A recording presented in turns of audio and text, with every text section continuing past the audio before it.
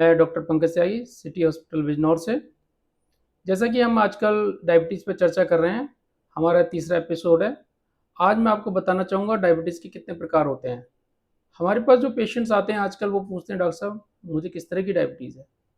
तो मैं आपको बताना चाहूँगा, प्रचलन में जो डायबिटीज़ है वो 3 प्रकार की होती हैं, टाइप 1, टाइप 2 और जीडीएम।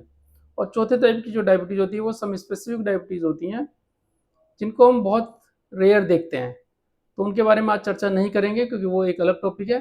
आज हम आपको बताना चाहेंगे टाइप 1, टाइप 2 और जीडीएम क्या होते हैं।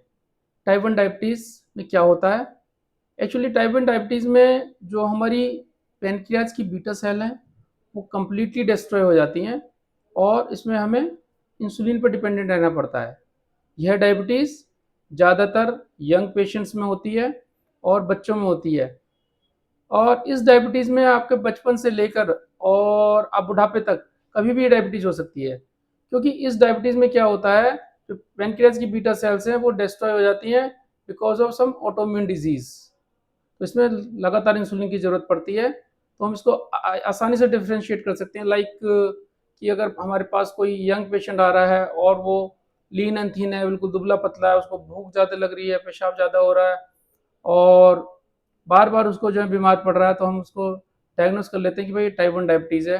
और टाइप 1 डायबिटीज़ में दूसरी बात ये है कि इंसुलिन जो ज़्यादा ज़रूरत पड़ती है शुरू से ही। लाइक टाइप 2 में जैसे अगर लेट स्टेज में इंसुलिन की ज़रूरत पड़ती है, इसमें पहले दिन से इंसुलिन की ज़रूरत पड़ती है और इंसुलिन की जो मात्रा होती है हमें वो ज़्यादा देनी पड़ती है, पहली चीज़। दूसरी डायबिटीज़ है आपका टाइप 2 डायबिटीज़। टाइप 2 डायबिटीज़ में क्या होता है कि आपकी जो बीटा पैनक्रियाटिक सेल्स हैं वो ठीक से इंसुलिन को सिक्रीट नहीं करती हैं, वो इंसुलिन का सिक्रीशन कम कर देती हैं, या इंसुलिन का सिक्रीशन तो ठीक हो रहा होता है, इंसुलिन तो बॉडी में पर्याप्त मात्रा में होता है, लेकिन वो काम नहीं कर रहा होता, उसको बोलते हैं इंसुलिन रेजिस्टेंस। ये ज़्यादातर आपको थोड़ा सा अडल्ट एज में मिलेंगी और इसमें ओबीज पेशेंट में ज़्यादा मिलेगी, या फिर जिनकी जो दिनचर्या ठीक नहीं है, जो टाइम पर सोते नहीं हैं, खाते नहीं हैं और अपने मील का ध्यान नहीं रखते हैं, उन लोगों में होती है। और जो टाइप 2 डायबिटीज़ है ये जेनेटिक होती है।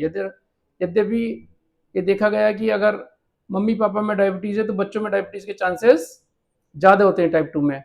टाइप 1 जो है वो टाइप 1 जेनेटिक नहीं होती है, टाइप 2 जेनेटिक होती है। और इसमें हमें जो ध्यान रखना पड़ता है वो एक्सरसाइज का, परहेज का, और फिर उसके नंबर 3 पे आती हैं दवाइयाँ, और नंबर 4 पे आता है इंसुलिन। यानी कि काफ़ी समय तक जो है हम दवाइयों पर रह सकते हैं और इंसुलिन की ज़रूरत जो है वो लेट स्टेज में पड़ती है हमें। और तीसरे तरह की जो डायबिटीज़ होती है वो होती है जीडीएम, यानी कि जेस्टिनल डायबिटीज़ मेलाइटस। ये प्रेग्नेंट वुमेन्स में होती है और ये जो प्रेग्नेंट वुमेन्स होती है इनमें पहले कभी डायबिटीज़ नहीं पाई जाती है। जब इनका 26-28वां सप्ताह चल रहा होता है तो फर्स्ट टाइम पता चलता है हमें कि इनकी जो शुगर बढ़ी हुई आ रही है।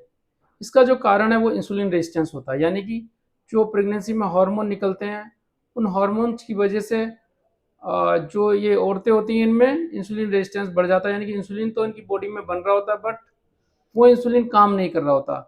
तो इस तरह की जो डायबिटीज़ होती है उसमें हमें इंसुलिन ही देना पड़ता है और इसका इलाज इंसुलिन ही है।